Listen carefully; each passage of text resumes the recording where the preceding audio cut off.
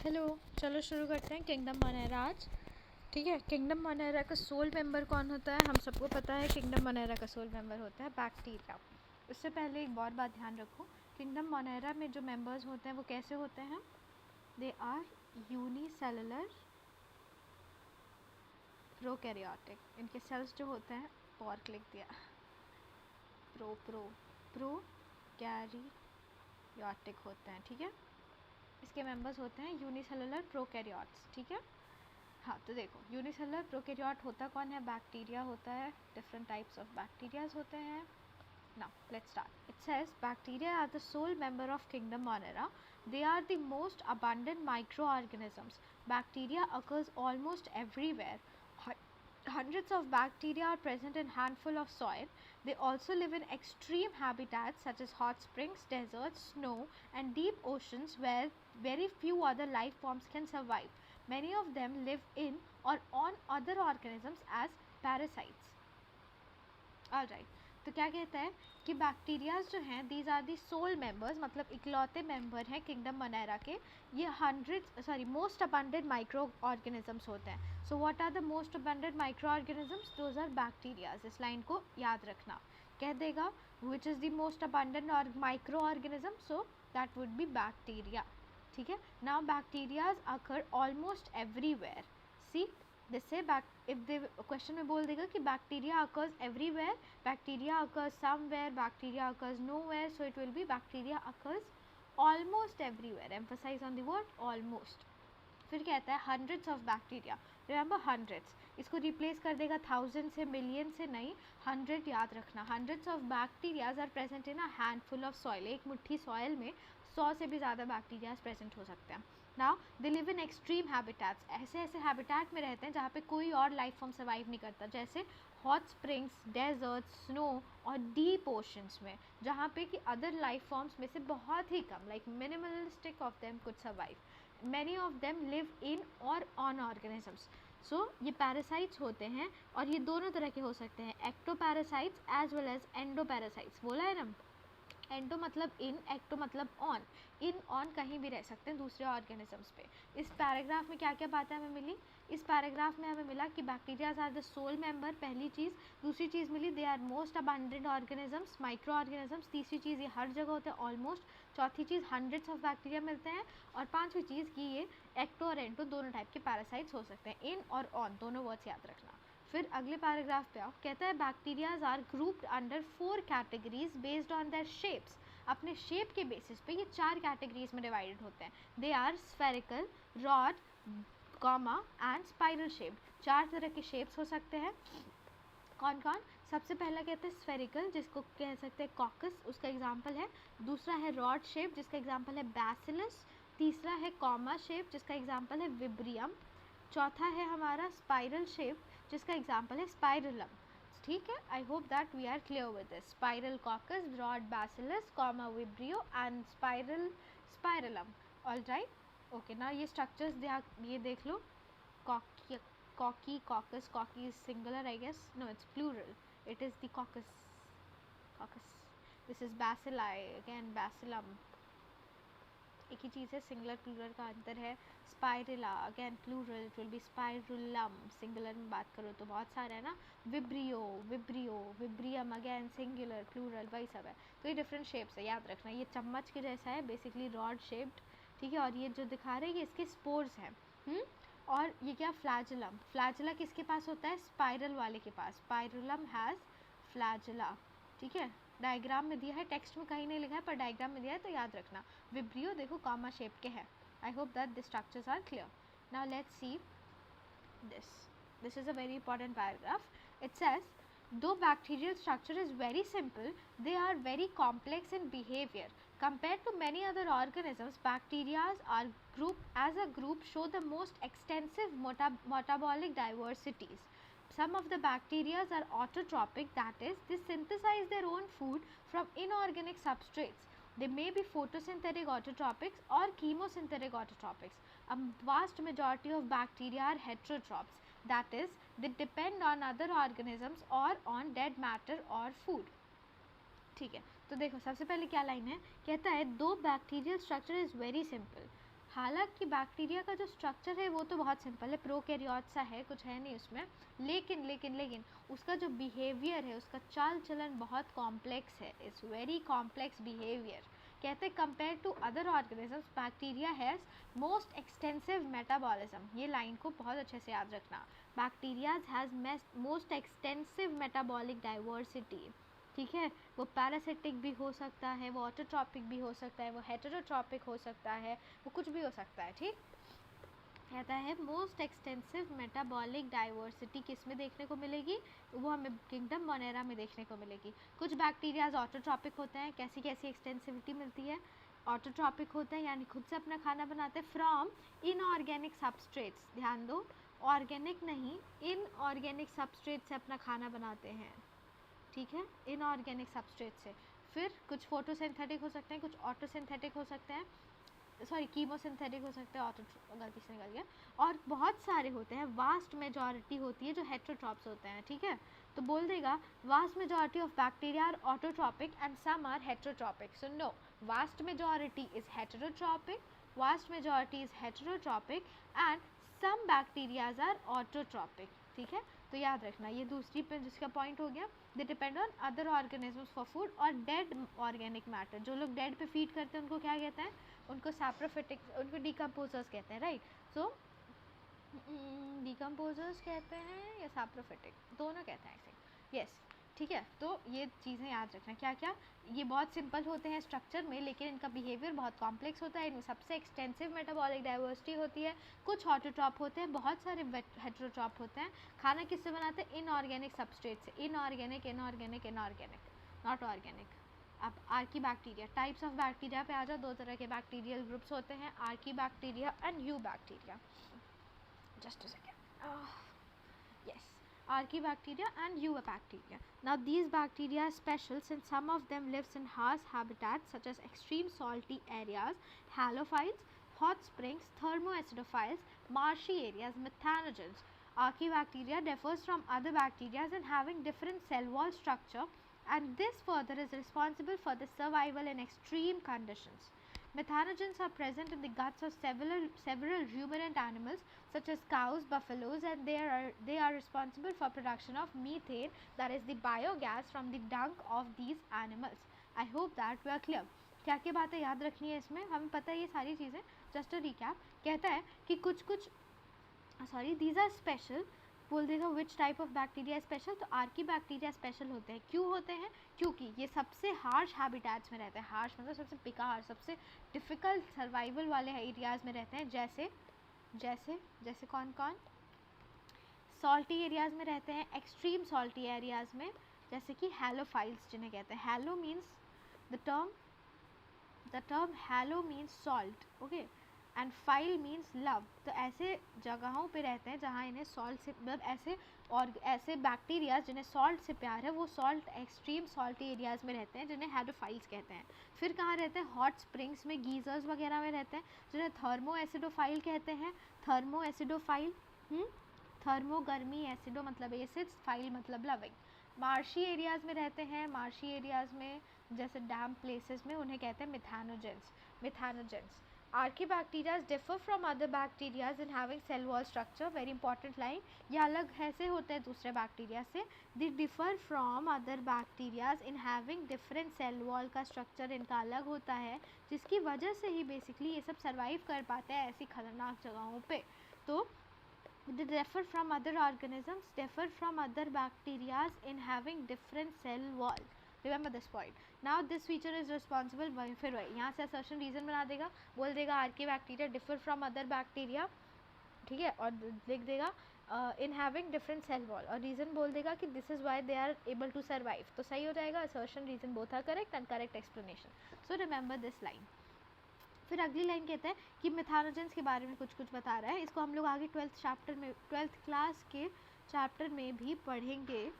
कहता है मिथेनोजेंस जो होते हैं ना वो गट्स में होते हैं of ruminant animals. Ruminant animals मतलब कैटल्स हो गए, काउज, बफेलोज वगैरह, इन सबों के गट में प्रेजेंट होता है. जैसे देखो लिखा भी है, cows and buffaloes that are responsible for production of methane और बायोगैस. सो ये मिथेनोजेंस जो होते हैं वो मीथेन या फिर बायोगैस के प्रोडक्शन के रिस्पॉन्सिबल होते हैं और प्रेजेंट किस में होते हैं, रूमिनेंट एनिमल्स के गट में. एम्फसाइज ऑन द टर्म, गट में प्रेजेंट होते हैं. ठीक, अब फ्रॉम द डंक ऑफ दीज एनिमल्स. ठीक है, तो इसमें कितने पॉइंट्स हमें मिले याद रखने वाले, इसमें कितने पॉइंट्स मिले देखते हैं. सबसे पहला क्या होता है कि ये एक्सट्रीम सॉल्टी एरियाज में रहते हैं, हॉट स्प्रिंग्स में रहते हैं, मिथेनोजेंस होते हैं. और दूसरी चीज़ क्या मिली, ये डिफरेंट सेल वॉल के होते हैं. चौथी चीज़, पांचवी चीज़ क्या होती है, ये रूमिनेंट एनिमल के गट्स में रहते हैं जिसकी वजह से छठी चीज़ क्या मिली कि मिथेन गैस मिलता है हमें. 6 पॉइंट्स हमें इसमें याद रखना है. क्या क्या, ये एक्सट्रीम सॉल्टी एरियाज में मिलते हैं, ये हॉट स्प्रिंग्स में मिलते हैं, और कहाँ कहाँ मिलते हैं, ये मिलते हैं मार्शी एरियाज़ में. ये डिफ़र करता है अदर बैक्टीरिया से, क्यों, क्योंकि इनका सेल वॉल अलग होता है. फिर अगली चीज़, ये मिथेनोजेंस जो होते हैं वो मिलते हैं गट ऑफ रूमिनेंट एनिमल्स में, जो कि रिस्पॉन्सिबल होता है प्रोडक्शन ऑफ बायोगैस के लिए फ्रॉम द डंक ऑफ दीज एनिमल्स. डंक ऑफ दीज एनिमल्स, ठीक है, इनके पॉटी से. अब यू बैक्टीरिया की बात करते हैं.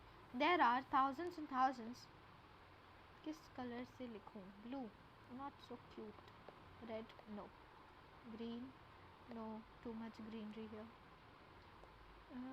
Let's add a new color, what say?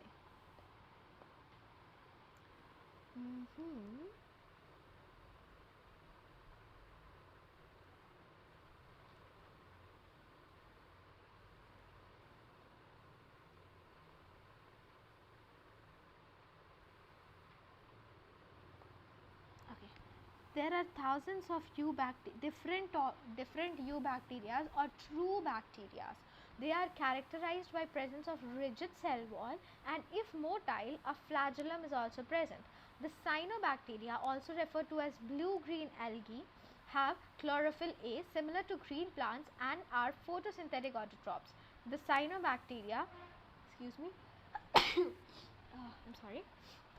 The cyanobacteria is unicellular, colonial and filamentous, freshwater, marine or terrestrial algae. The colonies are generally surrounded by gelatinous sheath. They often form blooms in the polluted water bodies. Some of these organisms can fix atmospheric nitrogen in specialized cells called heterocysts. For example, nostoc and anabaena. Chemosynthetic autotrophic bacteria oxidize various inorganic substances such as nitrates, nitrites, and ammonia and use the released energy for ATP production. They play a great role in recycling nutrients like nitrogen, phosphorus, iron, and sulfur. Okay, too much knowledge here. Let's see one by one. कहता है कि there are thousands of different types of eubacteria. यहाँ पे type लिख लेना, मतलब कहने का अर्थ ये है कि बहुत thousands of different types of eubacteria are there. Now remember, there are thousands. एक हैंडफुल ऑफ सॉइल में कितने बैक्टीरिया मिलेंगे, 100. ठीक है, कंफ्यूज नहीं होना 100 कहाँ है और 1000 कहाँ है. 100 मिलेगा एक हैंडफुल ऑफ क्या सॉइल में, 100 बैक्टीरियाज मिलेंगे और 1000 टाइप्स के यू बैक्टीरियाज प्रेजेंट होते हैं यूनिवर्स में. ठीक है, रिमेंबर द थिंग. अब यू बैक्टीरिया को ही हम लोग ट्रू बैक्टीरिया कहते हैं. Eubacteria is called true bacteria. Other point to remember. फिर कहता है they are characterized by presence of, इनका कैरेक्टरिस्टिक फीचर क्या है, ये इंपॉर्टेंट है, याद रखो. कैरेक्टरिस्टिक फीचर क्या है, presence of a rigid cell wall. इनकी एक रिजिड सेल वॉल होती है. ठीक है, they have characterized by presence of a rigid cell wall. I hope that we are clear. And if motile, a flagellum is also present. So if they are motile, a flagellum is also present. If motile, flagella is also present. ऐसा कुछ भी Archie bacteria में नहीं कहा जा रहा था, तो ध्यान देना. If motile, flagella is also present. Great. Now फिर साइनोबैक्टीरिया की बात कर रहा है. अब यहाँ से साइनोबैक्टीरिया की बातें होने लगेंगी और फोटोसिंथेटिक ऑटोट्रॉप्स की बातें होंगी. तो कहता है कि जो साइनोबैक्टीरिया है उसको ब्लू ग्रीन एल्गी भी कहते हैं, ये हम सबको पता है. जिसमें क्लोरोफिल ए होता है. कौन सा क्लोरोफिल होता है, क्लोरोफिल ए.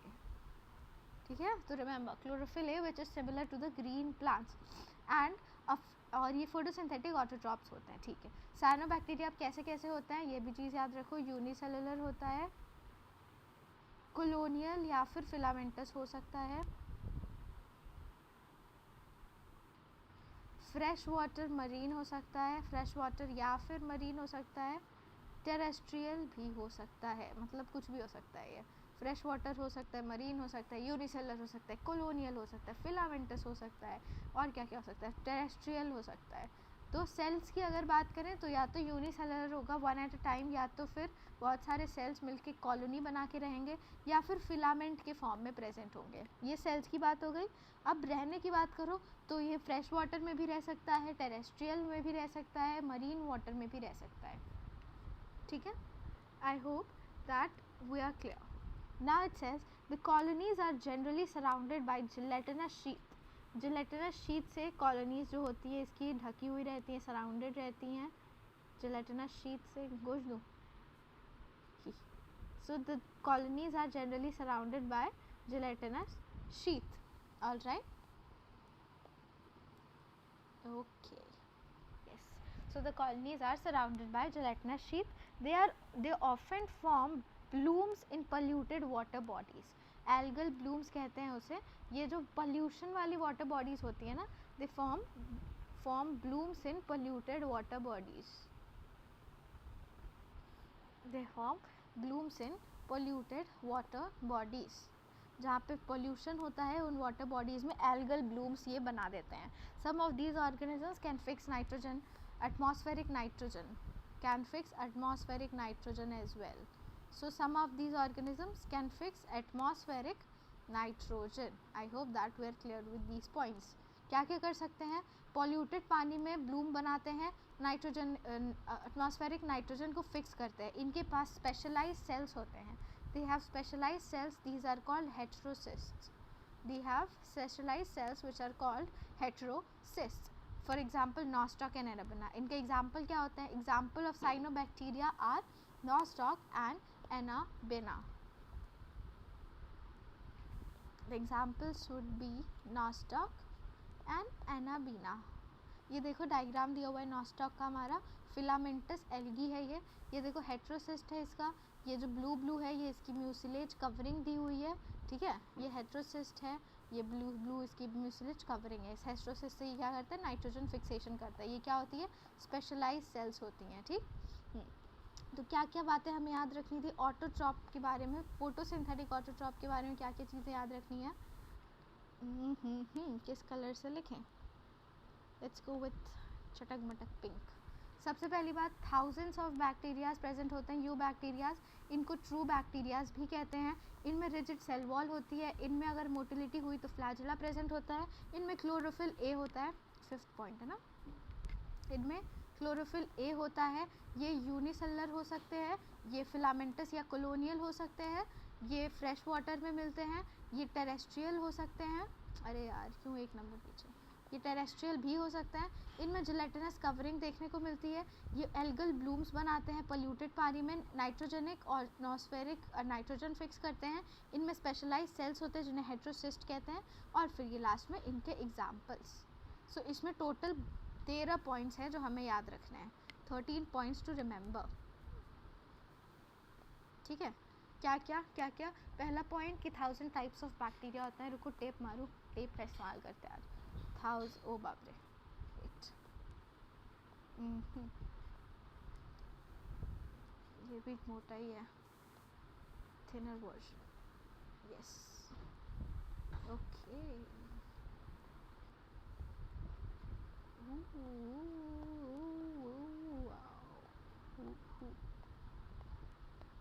ओके चलो अब सारे पॉइंट्स याद करते हैं. क्या क्या था? पहला पॉइंट क्या था हमारा? पहला पॉइंट था कि ये थाउजेंड्स होते हैं. सही बात है, सही जवाब. दूसरा पॉइंट क्या था? कि ये ट्रू बैक्टीरियाज कहलाते हैं. सही जवाब. तीसरा पॉइंट क्या था? कि इनमें रिजिड सेल वॉल होती है. सही जवाब. चौथा पॉइंट क्या था? कि अगर मोटाइल हुए तो फ्लैजेला प्रेजेंट होगा. सही जवाब. फिर क्या था? कि यार सिमिलर, इसमें क्लोरोफिल ए होता है. और फिर छठा पॉइंट क्या था? कि ये कैसे होते हैं? यूनिसेलर हो सकते हैं, कॉलोनियल यूनिसेलर हो सकते हैं.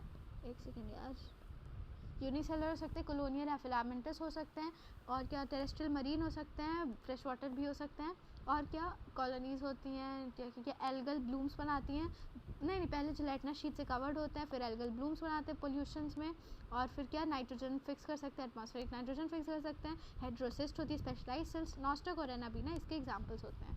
So I hope that we are all clear with these points. Now let's move on, let's go to synthetic, chemosynthetic, जो केमिकल से बनाते हैं, कीमोसिंथेटिक ऑटोट्रॉफ्स पे चलते हैं. ऐसे बैक्टीरियाज जो होते हैं वो इनऑर्गेनिक सब्सटेंसेस को ऑक्सीडाइज करते हैं. क्या करते हैं? Oxidize. Remember the word, it says oxidize. They oxidize various inorganic substances. Not organic, again याद रखना, ये इनऑर्गेनिक सबस्ट्रेट से खाना लेते हैं, इनऑर्गेनिक सबस्ट्रेट्स को ऑक्सीडाइज करते हैं. ऑर्गेनिक का कहीं नाम नहीं आ रहा है इसमें. कैसे कैसे ऑर्गेनिक सबस्ट्रेट्स होते हैं? नाइट्रेट्स होते हैं, नाइट्राइट्स होते हैं, और अमोनिया को यूज़ करते हैं ये लोग. ये इन 3 चीज़ों का यूज़ करते हैं और क्या बनाते हैं? ऑक्सीडाइज करके क्या अपने लिए बनाते हैं? एनर्जी बनाते हैं, जिससे कि इनका ATP प्रोडक्शन होता है. ठीक है. अब क्या कहते हैं? They play a great role in recycling nutrients. Like nutrients का ये रिसाइकिल करते हैं, recycling nutrients. What kind of nutrients? Nitrogen, phosphorus, iron and sulfur. Okay, nitrogen, phosphorus, iron and sulfur. Now let's highlight them to remember. क्या क्या बातें हैं? Inorganic phosphates को oxidise करते हैं. कौन कौन इनऑर्गेनिक फॉस्फेट्स, इनऑर्गेनिक सब्सटेंसेस क्या क्या होते हैं? वो नाइट्राइट्स, नाइट्राइट्स एंड अमोनिया. इन्हें ऑक्सीडाइज करके एनर्जी बनाते हैं, एनर्जी, ताकि ATP बने इनका. ठीक.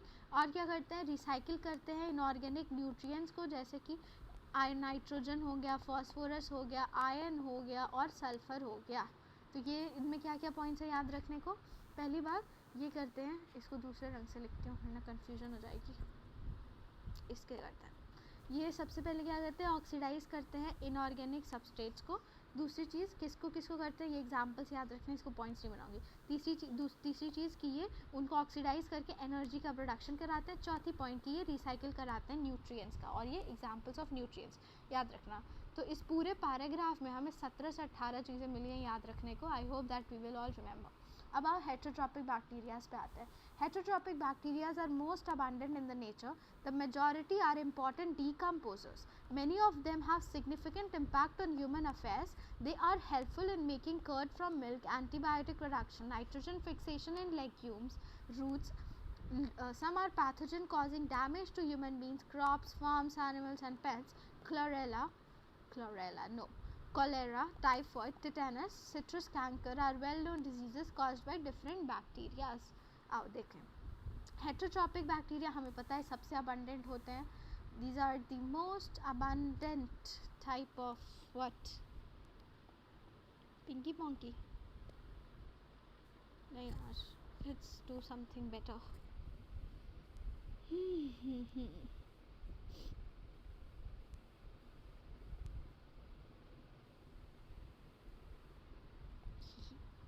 How is this? These are most abundant type of bacteria in nature. most abundant होती हैं पहली बात. सबसे और हेटरोट्रॉपिक में भी सबसे ज़्यादा कौन से मिलते हैं? डीकम्पोजर्स मिलते हैं हमें. पहले तो ऑटोट्रॉपिक और हेटरोट्रॉपिक में हेटरोट्रॉपिक ज़्यादा मिलता है. फिर हेटरोट्रॉपिक में भी सबसे ज़्यादा कौन से मिलते हैं? डीकम्पोजर्स मिलते हैं हमें. ठीक है. और मेजॉरिटी ऑफ देम जो होते हैं वो ह्यूमन अफेयर्स पे सिग्निफिकेंट इम्पैक्ट कहते हैं. कैसे कैसे? अब इनके यूजेस क्या हैं? In making curd from milk, दूध से दही बनाते हैं. लैक्टोबैसिलस बैक्टीरिया याद है, उसको यूज़ करके. दूसरा क्या है? Production of antibiotics. पेनिसिलियम याद है, नोटाटम पेनिसिलियम, पेनिसिलिन बनाते हैं इससे. नाइट्रोजन फिक्सेशन करवाते हैं हम लोग, वो तो पता ही है, बहुत सारे होते हैं. और फिर किस में? लेग्यूम के रूट्स में, लेग्यूमिनस प्लांट्स के रूट्स में कराते हैं. ठीक. ये इसके अच्छे फ़ायदे हो गए. तो 3 अच्छी फ़ायदे हमें इसमें दिखे हैं. क्या क्या? कर्ड फ्रॉम मिल्क, दूध से दही बनाना, नाइट्रोजन फिक्सेशन कराना लेग्यूमिनस प्लांट्स के रूट्स में, और चौथी चीज़ मतलब तीसरी चीज़ प्रोडक्शन ऑफ एंटीबायोटिक्स. इसके अलावा बेकार क्या इम्पैक्ट है, बुराई क्या है इसमें? क्या क्या करते हैं? पैथोजेंस होते हैं ये. These are pathogens also for us. Okay. So these are also pathogens that causes defect to farms, animals and pets. Crops, farm animals and pets. किन किन चीज़ों पे? क्रॉप, फार्म एनिमल और पेट पे. याद रखना क्या क्या कराता है? Cholera, typhoid, tetanus, canker, citrus canker. Citrus इसमें क्रैंकर वाला डिजीज़ कराता है. ठीक है, तो ये सारी डिजीज़ेस कराते हैं बैक्टीरिया हमारे अंदर. पहले क्या, ये पैथोजेंस भी होते हैं. किसको किसको हर्ट करते हैं? क्रॉप्स को, एनिमल फार्म्स को, मतलब फार्म एनिमल्स को और पेट्स को. क्या क्या डिजीज़ करते हैं? 4 डिजीज़ करते हैं. Cholera, typhoid, tetanus, citrus canker. Cholera, typhoid, tetanus, citrus canker. Cholera, typhoid, tetanus, citrus canker. 4 चीज़ें होती हैं. तो इसमें क्या क्या याद रखना है? हेटेरोट्रॉपिक वाले में सबसे पहली चीज़, इसको अलग कलर से फिर से आ जाओ वापस के इस पे आओ. लेट्स टेक दिस गंदा सा green. These are most abundant. दूसरा, उसमें भी सबसे ज़्यादा डीकम्पोजर्स. तीसरा, ह्यूमन अफेयर्स में हेल्प करते हैं. सबसे पहला कर्ड मेकिंग. दूसरा, एंटीबायोटिक. तीसरा क्या? Nitrogen fixation. तीसरा नहीं यार, 5वां पॉइंट. उसके बाद से क्या? 6वां पॉइंट है कि ये पैथोजेंस भी होते हैं. 7वां पॉइंट है कि ये इन चीज़ों में हार्म करते हैं. फिर ये इसके क्या डिजीज़ेस हैं. ये सारे 8 पॉइंट ला लो. तो इसमें 8 पॉइंट्स याद रखने. क्या क्या? सबसे पहला कि ये क्या करते हैं, क्या करते हैं, मोस्ट अबंडेंट होते हैं. उसमें भी सबसे ज़्यादा डीकम्पोजर्स होते हैं. ह्यूमन अफेयर्स पे इम्पैक्ट होता है इनका बहुत सिग्निफिकेंट. कैसे कर्ड बना देते हैं दूध से, और एंटीबायोटिक्स बनाते हैं, नाइट्रोजन फिक्सेशन कराते हैं लेग्यूम्स की रूट्स में. फिर पैथोजन के फॉर्म में भी डिफेक्ट करते हैं, हमें इन्फेक्ट करते हैं हमें. कैसे? क्रॉप्स में, फार्म एनिमल्स में और पेट्स में. फिर क्या क्या डिजीज़ करते हैं? कॉलेरा, टाइफॉइड, टिटनस और citrus canker. I hope that we are all clear. अब यहाँ बैक्टीरियाज. अब बैक्टीरियाज का रिप्रोडक्शन कैसे होता है ये देखते हैं. Bacterias reproduce mainly by fission. Fission से ये सब मेनली रिप्रोडक्शन करता है. Sometimes under unfavorable conditions they produce spores. They also reproduce by sort of sexual reproduction by adopting a primitive type of DNA transfer from one bacterium to other. कैसे reproduction होता है इनका? सबसे पहले they reproduce mainly by fission. सबसे mainly ये fission करते हैं. मतलब ऐसे है ये बैक्टीरिया, इसको बीच से काट दो, 2 नए बैक्टीरियाज बन गए. वोला, दिस इज कॉल्ड फिजन. यही होता है ना फिजन यार. फ्यूजन मतलब मिलना, फिजन मतलब टूटना. हाँ, मतलब ऐसे fission. This is it's fission. और उसके बाद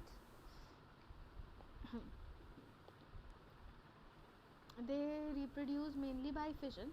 ये पहला पॉइंट.